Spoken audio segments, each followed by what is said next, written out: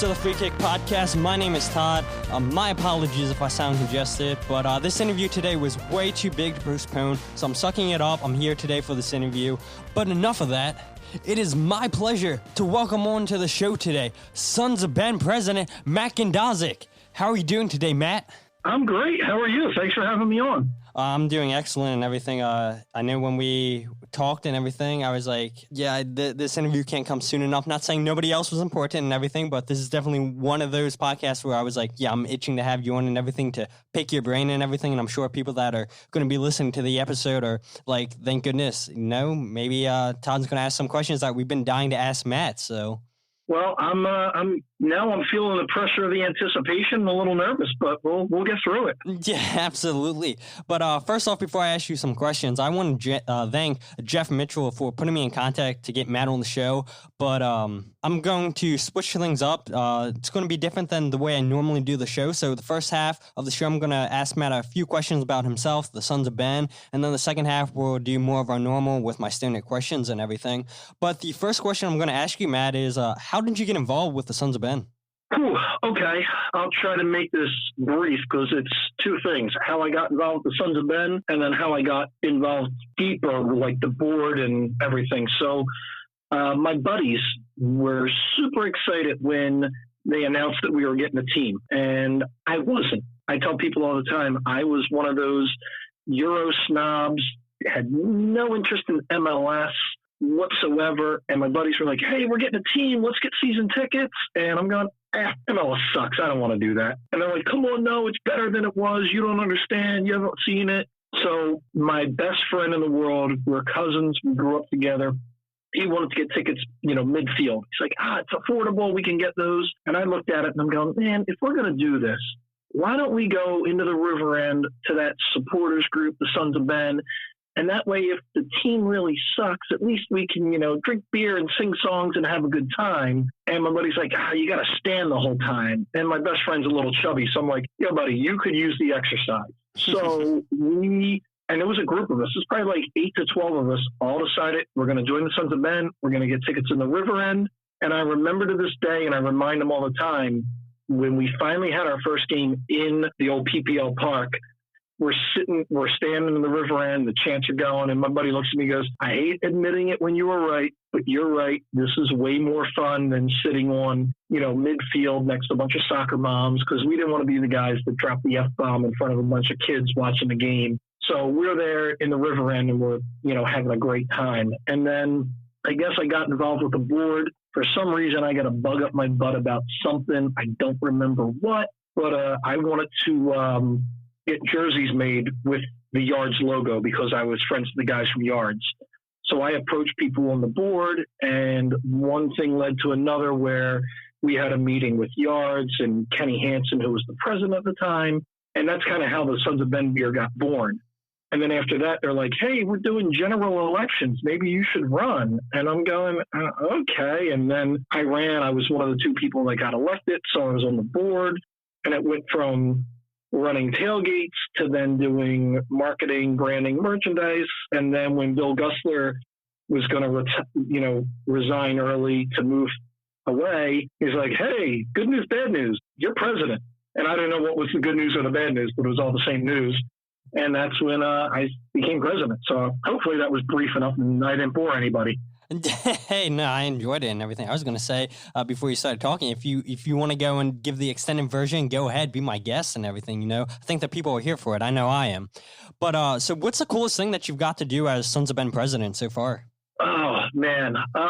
There's been a lot of things, but I want to say last year was really cool because, it was just being on the board and being a representative of the Sons of Ben. I've been able to, we've been able to make a lot of connections throughout the soccer world. So last year or during the summer, I was able to talk to the producers of the Men in Blazer show, and they were doing their live show in Philadelphia for the Women's U.S. World Cup. So we were able to get members on stage, and then afterwards, we were able to have beers with Raj and Davo and JW, their producer. So for me, that was one of the coolest things because one, I'm a huge fan of them anyhow, but just seeing some of our members, like we had Kate, who is one of our volunteers that, checks everyone into the tailgate. She loves the Men in Blazers. For me to be able to get her to get up on stage and meet the guys afterwards and just see like her getting so excited about it was great. Adam Booth and I are both Chelsea fans. So we're sitting there with Michael Davies from the Men in Blazers, just talking about, hey, we excited about Lampard being the coach? Should we go with it? And that was kind of one of the highlights of last year, was being able to do that. Yeah, absolutely. And that was going to be my next question if you didn't bring that up, meeting Raj Bennett from the Men in Blazers and everything. So I got to think, just that's a tremendous experience. And then if I'm not mistaken, I think that the night they were in town and everything, they announced the Andrew Wooten signing, right? That was Andrew Wooten. So that was funny because when they came into town, it's Raj and the producers try to do some work, and they wanted to watch the Women's World Cup. And I took the day off from work, and I go, hey, guys, do you want to watch in the hotel room or do you want to watch in the bar? And they're like, well, we can't get any work done if we're in a bar and people are always like coming up to Raj. I go, I got someplace. So I was able to call our friend Gigio, and he got them the upstairs of Grand Cafe L'Aquila. So they were able to be upstairs, had 2 different TVs on, and then Gigio and I came in, make sure they were set up and good. So they were sitting there like, this is the greatest, because, other cities, they're usually in a hotel room with stuff spread out, but they were able to be in a bar environment, but away from everyone, so they could watch the games, get their work done. But when we walked in, we kind of heard the rumors of Wooten, but nobody from the front office would confirm it. So I went up and I saw Raj. I go, hey, how's your German? How do you pronounce Andrew? And then he just was laughing so hard. He goes, oh yeah, he's going to be on, he kind of confirmed it without confirming it. So I was like a little kid. I'm like, oh my God, this is going to happen. He's going to be announced while we're there. It's great. So we had a blast that night. Just reading all the rumors and everything, you're like, okay, well, there's this American striker that's playing in the 2nd division in Germany, and his contract's up and everything. And there was a lot of talks that it was between Chicago and Philadelphia. And then I forget what it was, but I read something online that convinced me 100% that he was going to Chicago and everything. So I was like, this sucks and everything. Not like, I thought we were pretty good with the strikers we had, but I was like, it's not bad having another striker in here to give competition to Sergio, to give competition to Casper and everything. And then I watched that whole thing with the Men in Blazers and everything, and having the show and everything, and I was like, holy crap, these guys just announced Andrew Wooten, who I thought was 100% going to Chicago, but, here he is at our club. And it's funny, when they were announced, the rumors, like you said, like Chicago might get him, we need this just to replace Corey Burke, because that was right around the same time that Corey had his, quote-unquote visa issues that were like, oh, this is, and then you're watching highlights, YouTube highlights, and you're like, oh my God, all he does is finish. This is going to be great. So yeah, I was super excited. And the weird thing is, people now are like, oh, that was a bust. And I just sit there and I go, do you remember Casper last year? At that time where he came over and he wasn't acclimated to the MLS, and then he had 15 goals for us this year? I think Wooten's going to have the same kind of season as Casper, where they're a perfect balance of if Casper can't go, Andrew can step in, or vice versa. So I'm still super high on that signing. Yeah, me too. And, I see a lot of people on social media saying, oh, we need to sign another striker. And I haven't said this yet, but I can guarantee you, I'm willing to bet money that Andrew Wooten will be like a new signing for us. How many times have we seen a player come into MLS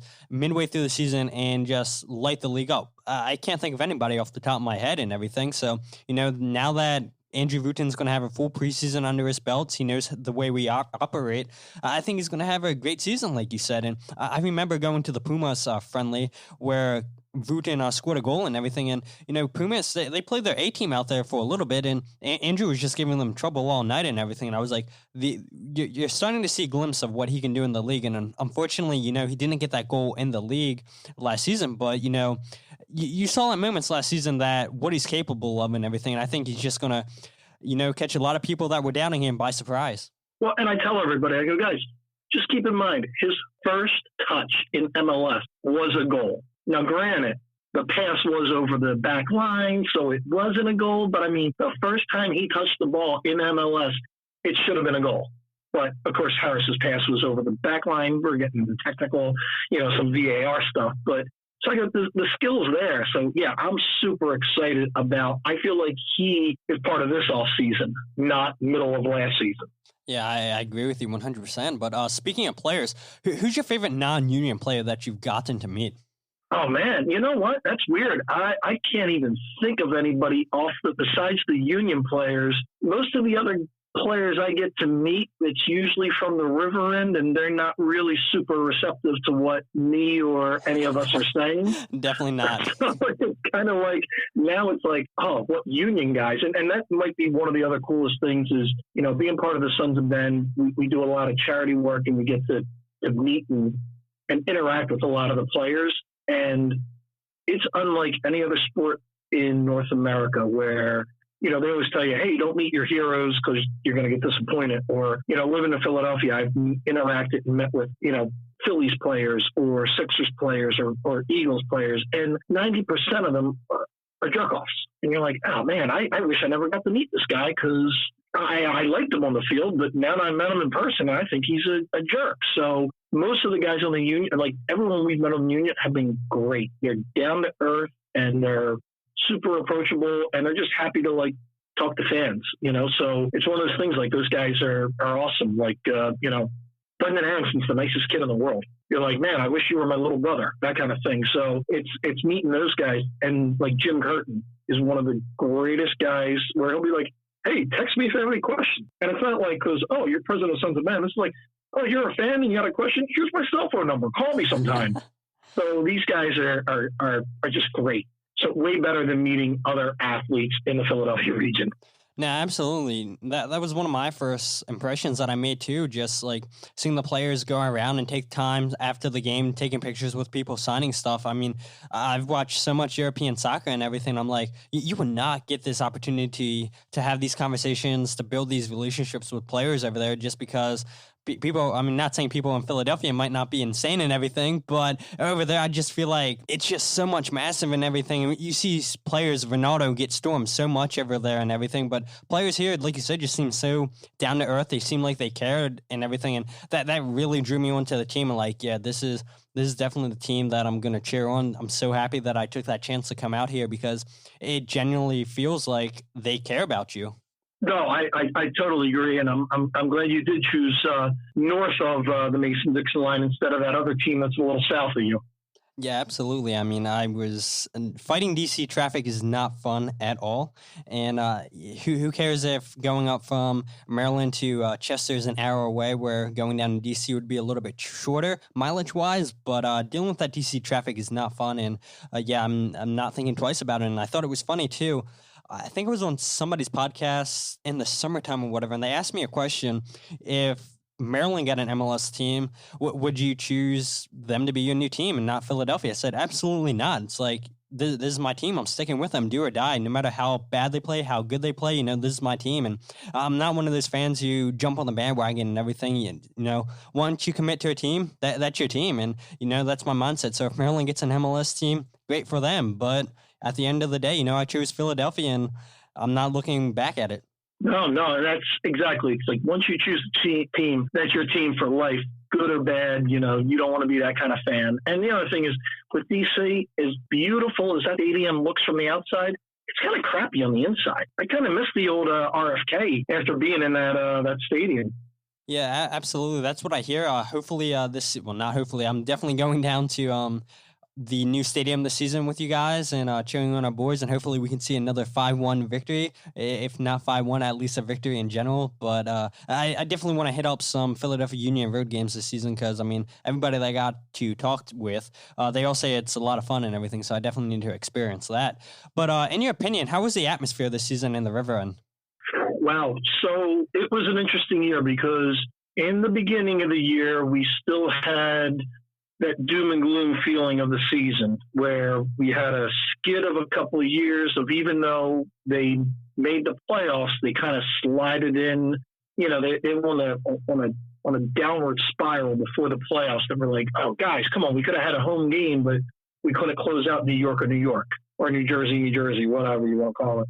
So this season, it was like, people were like, oh man, I don't know. So it wasn't there wasn't a lot of enthusiasm for the beginning of the season. So, and you could see it in the river end. We're like, okay, come on, guys, we're back. And then it just started to build and build and build. And by the end of the year, it was 2010, 2011 all over again with a packed river end. I'm seeing people that were sitting near me or standing near me that I haven't seen in 5, 6, 7 years that were back. They're like, oh my God, I'm believing in the team again. It was like that kind of, once bitten, twice shy, but then they're like, nope, we're back in. We're all in again. So it was remarkable. I mean, it was the haves and the have-nots kind of season. Like in the beginning, it was like, oh man, what are we going to do with the season? We come off of losing to Houston in the Open Cup. What's going on? And then a lot of us were super excited about what Ernst was doing, but then people were going, well, who's this Kai Wagner guy? He got him from the 3rd division in Germany. He can't be that good. And then you see him playing and you're like,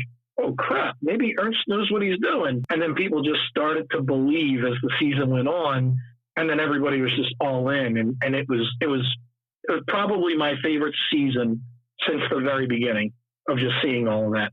Man, that is high praise, and that kind of makes me feel good that this is the first year that I decided to go out to the stadium and everything. I guess I couldn't have picked a better year to go out and everything, and so no, you might have been a good luck charm. I don't know. Hey, I'll take it. So I mean, now I'm on board with season tickets, my sister and I, and everything. So hopefully we can bring that luck if we were the good luck charm. But I mean, I'm so excited. Sister that goes to Towson University? Yeah. Oh, she's welcome anytime.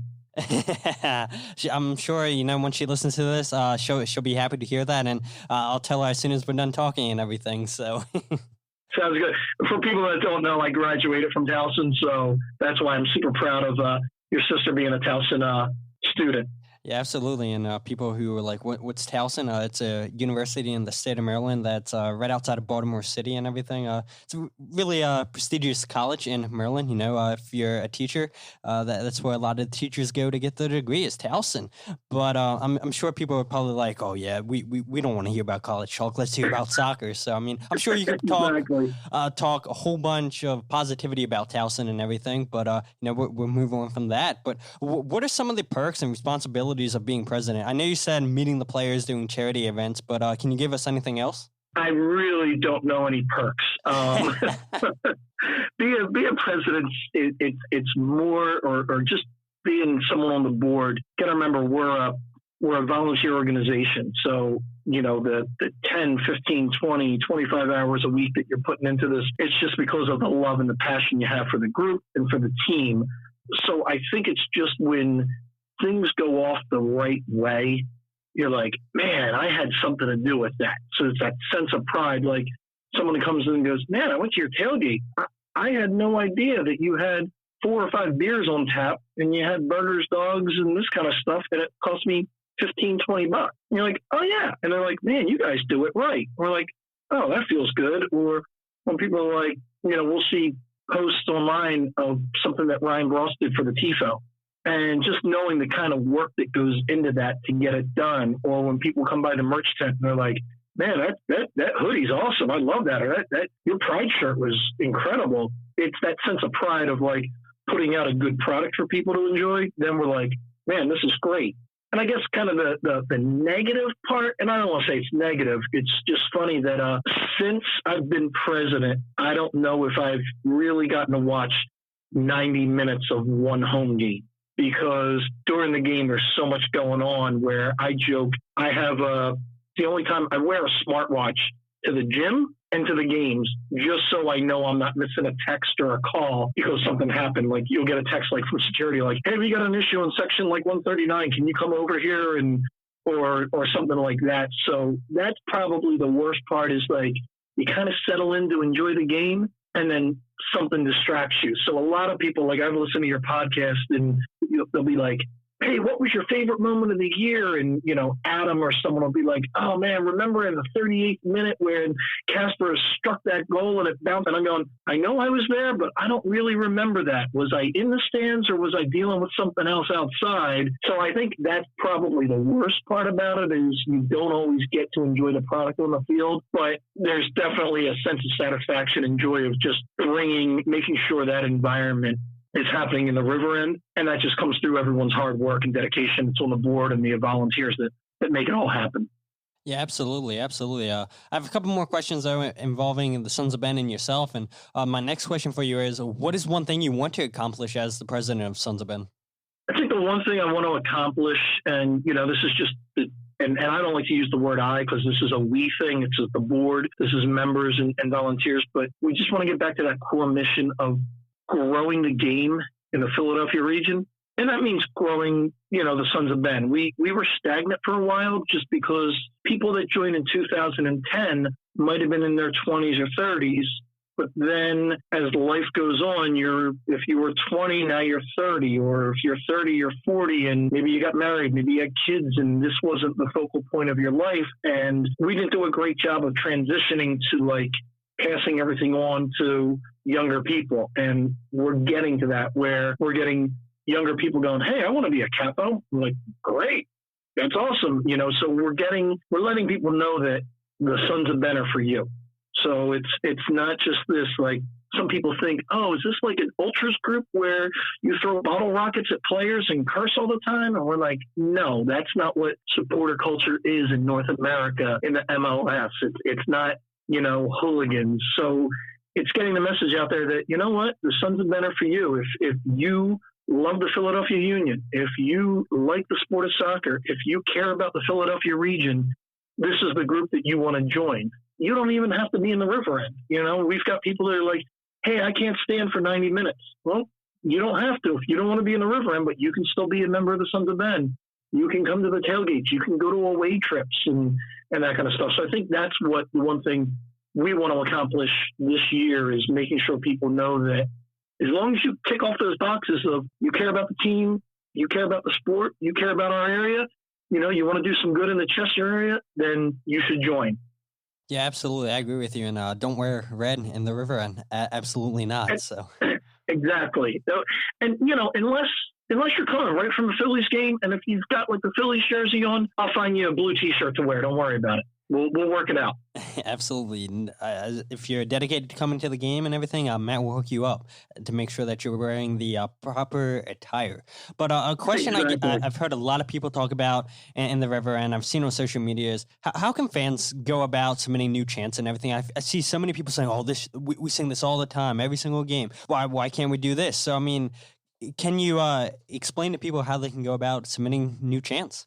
Yeah, new chants. It's funny because we've done a lot of new chants, and it doesn't always catch on. And it's more complicated because think about it. Two people go, hey, I got an idea for a chant. Let's do this. And we spread it to the capos, and you try to do it. But can you get 1,300 people on the river end to get on board with that chant?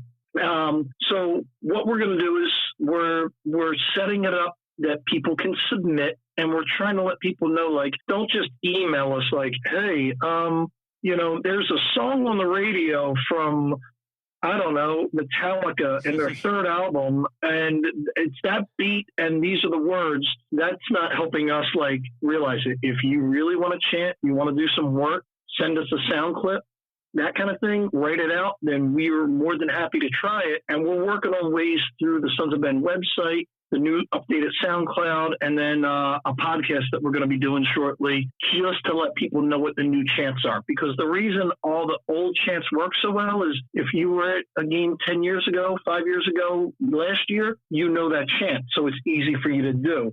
It's hard to introduce new material the day of and have a whole stadium do it. But we are working on new chants and an easier way for people to submit ideas. We're just trying to make sure people don't flood, I don't want to say bad ideas, but just bad ways of communicating that idea to us because it gets too difficult to try to decipher what you were trying to do. Yeah, absolutely. And so now hopefully, people will stop complaining about new chants because Matt just told you how to go about it the best way possible and everything. So hopefully we see a little less complaining and everything, a little bit more productivity for these people asking for new chants. But my last question for you about the Sons of Ben, what does Sons of Ben mean to you? Wow. So Sons of Ben to me, and it sounds like a cliche, but it's family. This is a group where every March I can get to my seat in section 136 and see people that I haven't seen throughout the year. Or I'll see people at the tailgate that I would probably never interact with in my everyday life. I mean, It's relationships. It's like guys like Jeff Mitchell, who, I don't think Jeff Mitchell and I would ever in our life interact just between, where we live and what we do for a living. We would never meet each other on the street and hang out and have a beer, but we do with the Sons of Ben. Adam Booth and I get along like gangbusters. Adam Booth and I probably would never have met because I'm a lot older than Adam. And where would we ever meet and get along? But because of the Sons of Ben and the union, we talk, and then we'll have beers during the off season. So it's family where we'll bitch and fight. There's people in this group that I absolutely love, and people in this group that I'm like, God, I don't want to talk to this person. But it's kind of like Thanksgiving when you're with family. They're like, no, I don't want to see Uncle Crazy, but can't wait to see cousin so-and-so. And that's kind of what the Sons of Ben are, where it's just like, it's for better or worse, it's a family where we're kind of all united through supporting the union. So I'm always excited for the beginning of the year. And sometimes at the end of the year, I'm like, man, can't wait for a 2-week break. Yeah, absolutely. I know Adam said something similar to that just last season, kind of wore him out and everything. And I mean, I told him, credit to just all the cappers and everything. I mean, without them, they're getting everybody chanting and everything. They're doing a tremendous job, each and every single one of them, not just Adam and all you guys on the board. You guys are doing a tremendous job, just trying to keep everything intact. And of course, like you said, people are going to be fighting each other. Nobody's perfect. Nobody has the same opinions and everything. Everybody's going to be different and everything. And, that's what makes us all unique. But at the end of the day, if we could just come together supporting the team, that's what makes us great. Exactly. And what I try to tell people all the time is I'm like, man, this is 90 minutes where we're just going to be in the river end, drink a beer, sing some silly songs, and watch the team and not worry about what else is going on in the world. Absolutely. I agree with you 100%. But let's switch gears now and go to some of my more basic questions that I've been asking everybody. So I've been asking people their 3 favorite moments from the this season. But instead of doing that, my last episode with Anthony Oliver, I asked him his 3 favorite moments in general in Philadelphia Union history. So I'll ask you the same thing, Matt. Well, I'll tell you what, I'll give you 2 moments of this season that were my absolute favorite, and then I'll try to think of one that was, for the whole 10 plus years of Union. So my 2 favorite moments are against the same team and the same player. So against Atlanta United, our boy Brendan Anson put old man Brad Guzan on his ass not once but twice. They were my favorite moments. That Atlanta game at home, we're like, oh, Fabian's out. Crap.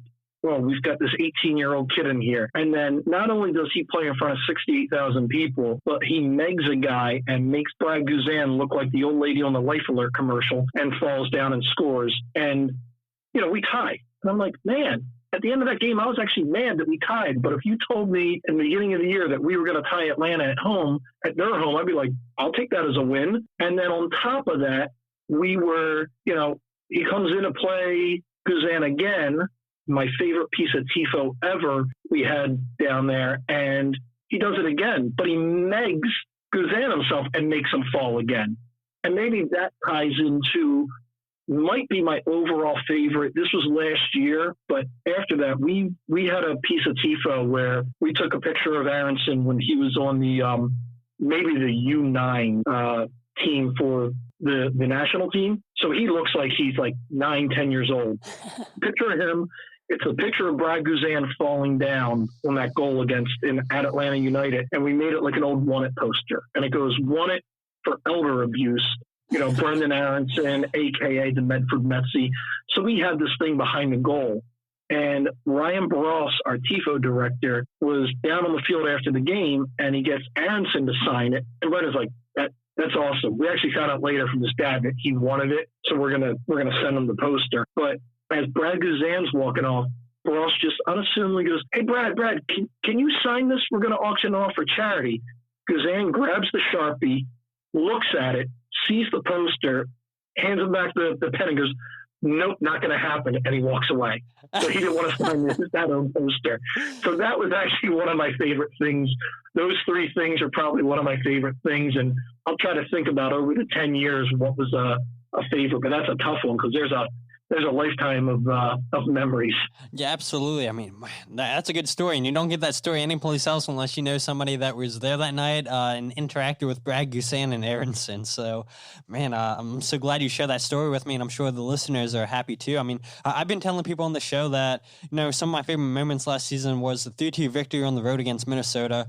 I mean, just to go into Minnesota's home and give them their first loss in their new stadium. We saw Harris score a beautiful free kick. Austin Trusty come up with the game-winning goal. The 3-2 comeback victory against the Red Bulls, the first time we played them, now at the playoffs. The El Senior game, I mean, just, wow, the atmosphere that night in the River End, just... Man, we were down and everything, but the fans didn't stop cheering and everything. And to see that second half performance from El Senior, I mean, that's a night that I don't think anybody in that stadium will forget. And then the last game was the 1-1 draw versus LAFC. That's a game that I really believe that the Union could potentially win MLS Cup. Everybody was expecting LAFC, myself included, to come in there and steamroll the Union. And I was like, man, if we can get a draw, that's great, but I don't see it happening. And for Casper to score in the third minute, I mean, everybody went crazy in the River End. I remember just all the smoke and everything, and they kicked off and everything, and I still couldn't see in front of me because there was just so much smoke and everything, the energy, but I didn't care. I was like, man, this is an intense atmosphere. This is like being in a European stadium and everything. It was just a tremendous night, and yeah, it sucks that we didn't get the win because we had the opportunity to, but to take LAFC to a 1-1 draw and everything where everybody thought we were going to get blown out and everything, to keep Carlos Vela in check and everything. I mean, it was a great night. That was, and another memory, like Jack's ugly goal where it was off his like shoulder or collarbone, was just like, I'm like, this is great. And then and it's funny, as a fan, this was one of my favorite moments. As the president of the Sons of Ben, I was kind of cringing, but during the playoffs when they weren't playing well and the fans were, hey, Union, wake the bleep up. And I'm going, as a fan, as a Philadelphian, I'm like, yeah. But as the president, I'm like, oh, crap, guys, come on, we're going to look. And then for the team to actually wake up, and even Jim in the press conference, like, hey, that was probably the kick in the butt we needed. That was one of my other memories. I'm like, oh, man, the fans actually made a difference in a sporting event, in a playoff game. So that's probably one of the other moments that's right up there. Yeah, absolutely. And should I still give you time to think of that moment for a top 10, the 10-year history, or should we move on?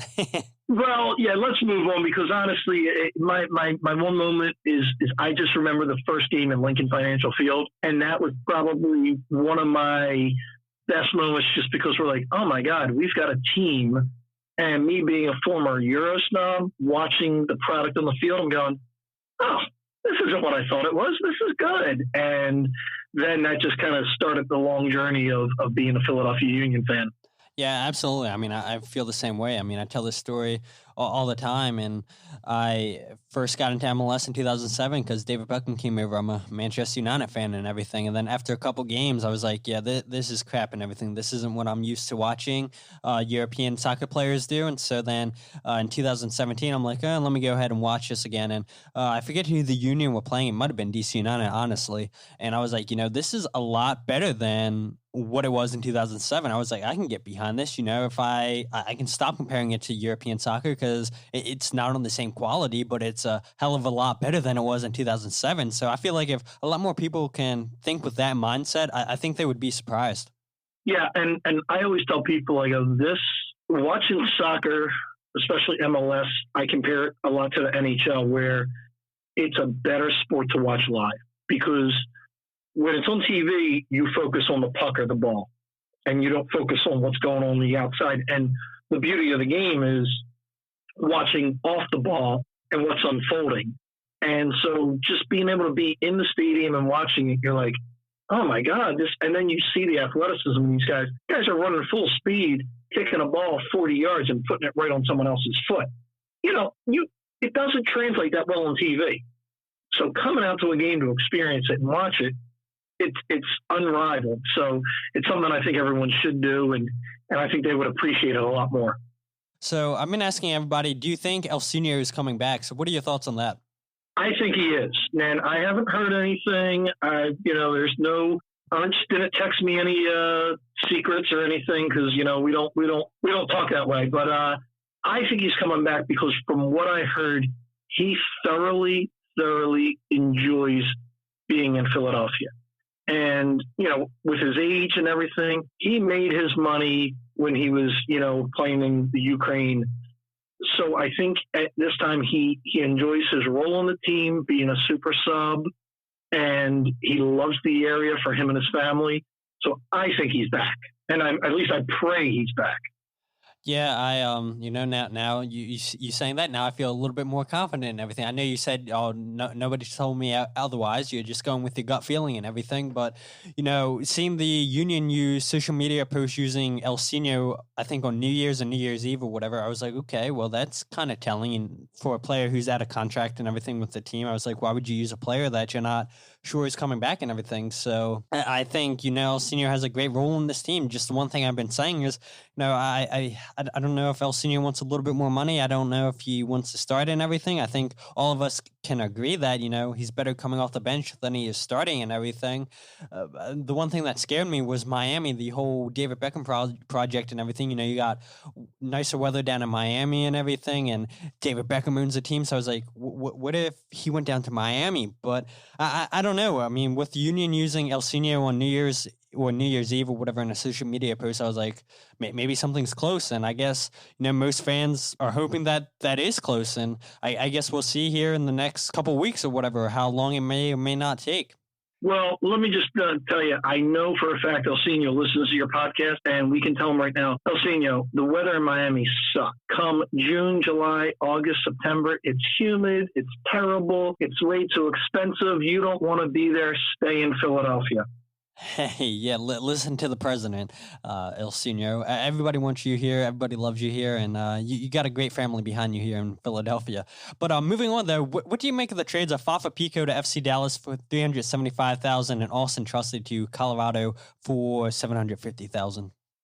In Ernst, I trust. I loved Fafa, but you knew he didn't fit this system, just like, Akam didn't fit. So for us to get anything, I was thrilled, and I think it's a great opportunity for Fafa, just because I think he fits into Dallas better. He's going to be able to shine. And I think it's the same thing with Trusty. One, that's the first time we've gotten something for one of our academy players, so we're seeing value out of the academy system. And that's a nice chunk of change for what I'm going to say is an unproven talent. Trusty had some ups and downs, and I think for him being somebody that grew up in the area, grew up in the system, I think it's a good move. It's kind of like akin to a kid graduating high school and moving away a couple states or across the country to go to college to learn who they are. So I think both trades, we got great value in the end, and I think it's good for both players, where as a fan, I don't feel like, oh, screw that guy, I can't stand him. Like, I'm looking forward to seeing Trusty flourish in Colorado, as well as I can't wait to see Fafa, burn up the pitch down in Dallas. Absolutely, as long as it's not against us anytime we play these two guys. And I've been saying this on social media, even though I think I messed up the hashtag once time. Hashtag in Ernst we trust and everything. I think anytime we announce a signing or whatever, I think that should be a trending hashtag on any social media and everything. Because, Ernst has done such a tremendous job with all the moves he made. I know a lot of people are going to argue, well, Mark Fabian didn't work out and everything. But, in my opinion, that $2 million we spent for him for the season and everything, he gave us his moment in the playoffs and everything, and for that I'll forever be grateful for him and everything. But Ernst hasn't proved any of us, or hasn't given us any reason to not trust him and everything. So why not trust any of the moves that he's making? Oh, one, I it's uncomfortable how much I love this man, but if people even bring up the Fabian thing, I'm going to say two things. I'm going to say a bunch of things. One, it ain't your money. Two, that contract was brilliant because we weren't tied into anything. So even though they spent that money to get him and have him here, it didn't hurt us that we could both part ways at the end and no problem. And three, if you hear the rumors in the background, Fabian wasn't really his first choice, where the front office is like, hey, we can get a Mexican superstar and then we can grow to get more Latino fans in the stadium. So let's go this route. where he was like, well, there's someone else out there, but okay, it's my first year. What am I going to do? So if you believe those rumors, he was probably even more right. But that didn't hurt us at all. I mean, Fabian, he helped this team. And like you said, that goal in the playoffs, I'm never going to forget that. Yeah, absolutely. I mean, nobody's going to forget that. And we're talking about the playoff game here in a little bit and everything, but I want to talk about the players that the Union have signed. So, I mean, the first player that they signed at the beginning of the season, off season was Jose Andres Martinez, a.k.a. El Brujo. The Union, they have paid a reported transfer fee of $325,000 to Zulaya FC. El Brujo has signed a 2-year deal with a 3rd-year option, and it looks like he'll be replacing Harris Madunian as the number 6, but he can also play as a right back. Yeah, and, forgive my ignorance of the Venezuelan league, but just from the clips that I've seen, you're looking at a guy that's just speed upon speed, and pairing him with, I know you're going to mention a little bit, Montero coming back, like, all of a sudden, we are so much faster on the pitch. So I'm super excited to see what he does. I mean, it's hard to get really excited when you just have YouTube highlight, but yeah, I got excited about it. Can't lie. Yeah, absolutely. I feel you there. And one of my good friends, when I was doing my old podcast and everything, he's writing a book on Venezuelan soccer and everything. So he was just down in Venezuela a couple weeks ago and everything. And some of his inside sources and everything, he kind of gave people on Twitter a scouting report what to expect. And it was just a whole bunch of positivity and everything for this guy. So I can't wait to watch what he does for the team next season. And then the Union re-signed Aurelian Collin to a 1-year deal. Are you happy with this? I know a lot of people on social media are like, oh, why? Collin's so slow. Collin this, Collin that. But I think, Collin's a mentor. He liked his time being here. He knows his role. And I think he's a good locker room player. It's an underrated, undervalued signing because exactly what you said. He's a great locker room guy. What people don't understand, I think he speaks 3-4 languages. So there's guys like Sergio Santos speaks only Portuguese. Guess who else speaks Portuguese? Collin. He's a gritty veteran. He's that guy. I couldn't stand him when he played for Red Bull because to me, he was Connor Casey, that gritty, dirty, cheap shotting. But when he's your guy, you love that tenacity on the field when he's going to give somebody a shot. And for as young as we are, you need that veteran leadership. So, no, he is a great locker room guy, gets along with everyone, has been around forever. Just a little bit I got to talk to him. He loves the area, and he's just a great guy because remember, we lost Harris. As much as people bitch and moan, oh, Harris is too slow, Harris is a great mentor to guys like Aronson. And losing that, who's the veteran leader on this team? Is it all on Bedoya? So keeping Collin was ideal. And it's just depth. The one thing over the years I always bitched about with the Union, I'd look at our starting 10, I go, all right, I feel good. I think we can go head-to-head with guys. But the game of soccer isn't built on your starting 10. It's not those starting, your starting team. It's the depth that you have. It's guys pushing other guys in practice, and it's when somebody goes down with an injury, who's going to fill in?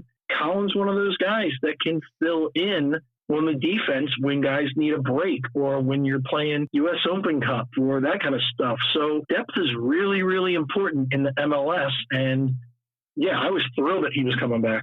Yeah, me too. I couldn't have said it any better. And like you said, Jamir Montero, oh my goodness. I cannot believe that they pulled this out of their hat. He has been acquired by the Philadelphia Union from FC Metz for a club record fee of $2 million. Jamir has signed a 3-year deal with a club option for a 4th year. He's 26 years old, and if I gotta imagine we'll pick up the 4th year option, or even if we don't or whatever, if we sell him on everything, I mean. This guy was so crucial to our team and everything. And I've been saying on this podcast that I think he wants to go to Europe and everything. He was linked with a move to Brentford, who play in the championship over in the 2nd division in England. I saw there was rumors that he was linked with Galatasaray and the Turkish league and everything. I was like, there's bigger teams than MLS and everything. I don't think he's coming back and everything. I think he wants to go play over in Europe and everything. He kind of reestablished himself last season with the Union, and well, here it was announced Friday night that the Union re-signed him, and props to everybody involved with this deal. Ernst, Jay Sugarman for paying the money and everything. Just anybody that helped get this line over the deal, get this deal over the line. Thank you guys so much. So, I mean, I know you got to be excited about this, Matt.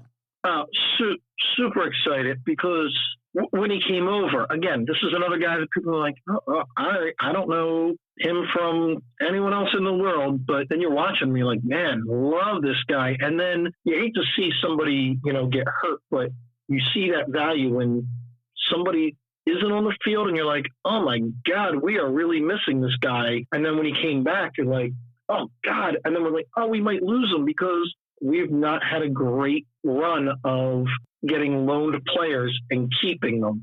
So even Ernst, a couple of times he was swinging by the tailgate to talk, he didn't seem confident that this was going to happen just because it was going to be, the rumor was $3.5 to $5 million. And we knew that wasn't going to happen but he made it happen. And I can't wait because, like I said before, I think we're going to have speed upon speed, especially in the midfield. And I just can't wait to watch it. Yeah, absolutely. And another thing that got me excited was, like you said, I mean, the $3 to $5 million that everybody was thinking it was going to cost and everything. Mets, they took a loss on this deal, which is so crazy in my opinion. They paid $3.4 million for Montero and they sold him for $2 million. I know that could rise a little bit with incentives and everything, but still, I mean, a player nobody thought was coming back. And this guy was so crucial for our team. I mean, I said it on Twitter. Can the season just start now or whatever? I'm ready to go up to Chester. I'm ready to watch this team because I'm so excited for the season to start. Yeah, I can't wait. And it's funny. I also think that signing with him agreeing to come, because I'm sure he could have kicked up his heels and been like, no, I want to be in Europe. I know there's other deals on the table. I think that speaks a lot to the quality of the MLS in the game, where I think he's like, well, I could play for the second division in England, or I can play in the MLS. And I think part of that was he wanted to come back. And I think that's the quality of the league, and that people are now looking at this league where it's not the retirement league anymore. It's, we're getting a lot of younger players that want to prove themselves on the MLS stage and then maybe go to Europe, not where it's like, hey, I'm David Beckham and I'm 342 years old and I'm going to go play in LA for 2 years. I think you'll see that we're getting a lot of younger guys that want to prove themselves on the MLS stage and see if then they can go to Europe. Yeah, I absolutely agree with you. And the last play I want to bring up before we switch topics is, so I said on the podcast last episode that it looked like Corey Burke was coming back to the Union after his loan in Jamaica expired and everything, but now there's a new report out saying that Corey Burke's to be loaned out to St. Polten, who's a Australian club, a club where Anthony Fontana and Matt Riel both had training stints in November. The loan would last until May. So, I mean, what are your thoughts on this? I mean, it looks like we're going to get Corey Burke back eventually, but I think a lot of people thought we were going to have him going into the season, and now it looks like we're not. And you know what? I think that's best for us and for Corey, just because I know he was tearing it up in Jamaica, but that's not the same kind of travel and physicality that you're going to get in the MLS. So I think him going over to Austria for what I understand it's till May, I think that's going to help knock off the rust and get him back and ready. And knowing that this year we've got Andrew coming back, we've got Casper coming off that season, and Sergio, I'm good with that. I'm good with that because, we've got February 29th, month of March and month of April for those three guys to get their legs under them, get used to the league and play. And then if Burke's coming back end of May, that June, U.S. Open Cup's going to start again. I think that's perfect to give us the depth that we're going to need to give those guys a rest. So I'm actually a little bit relieved that he's not coming right away and clogging up those other guys getting touches and getting used to everyone, with the new midfield and feeding them. So I'm more thrilled that, hey, he's going to get some work in. He's going to knock the rust off because, I don't want to speak ill of the Jamaican Professional League, but I don't think it's on the same level as a league in Austria or the MLS. So I think it's going to get him, back in shape and back ready to play. Yeah, absolutely. I agree with you. And just playing in better competition and everything, that could help him so much when he returns to the Union, or if he does so well over in Europe and everything, maybe a team comes at the Union and says, hey, we're going to pay you so amount of money and everything, then that gives the union an option. Okay, well, do we sell Corey or do we bring him back? So, I mean, just to get that exposure playing over in Europe, I think helps both parties involved. But another question for you is, do you think the union have any more business left in them for the rest of the offseason? I definitely do. I don't know what it is, but I just feel, I mean, even last year, when was Fabian and everything? Everything came a little later. So I feel like Ernst has still got some stuff going on. I just have that suspicion that more is to come.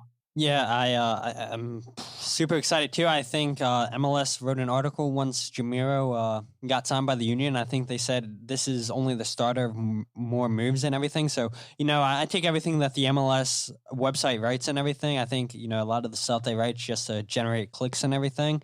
But, I think that could be a sign of what's to come and everything. We didn't pay a ton of money for Jamiro. I know it was our club record fee, but when you look at players in MLS that are getting signed for different teams for $5 to $6 million and everything, now Chicharito Hernandez is getting linked with LA Galaxy for $10 million. I mean, I think the union do have some more money to play with and everything. So I'm excited to see what Ernst has up his sleeves. Yeah, I mean, it's one thing where, it's the big criticism of Jay Sugarman, the ownership, that they don't spend the money. But in reality, they do spend money. What a lot of people forget is Jay, during the whole breakup with him and Nick Sakevich, he was like, I don't mind spending money. I just want to see where it's being spent, and I want to be assured that the money's being spent the right way. So I think with Ernst, I think he's got a little bit more confidence going, oh, you want to spend this? Okay, you know what? Knock on wood, you haven't missed, my man. Here's some money. So I think, the ownership group has got, between everybody, there's money in there.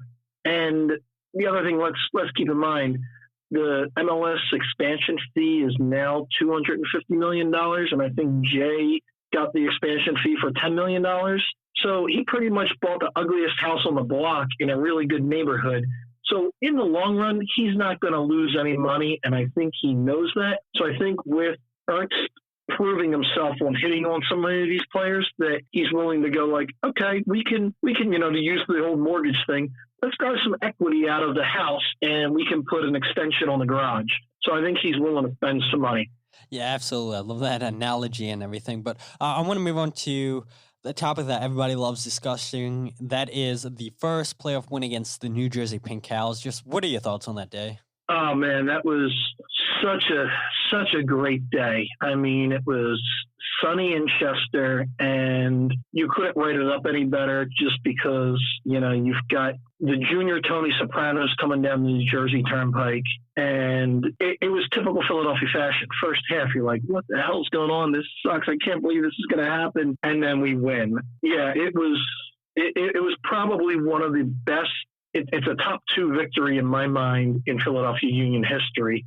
And the funny thing is the other one that rivals it was the Union Cup game against Red Bull at Red Bull that went to penalties that Jack Mack saved the penalty kick.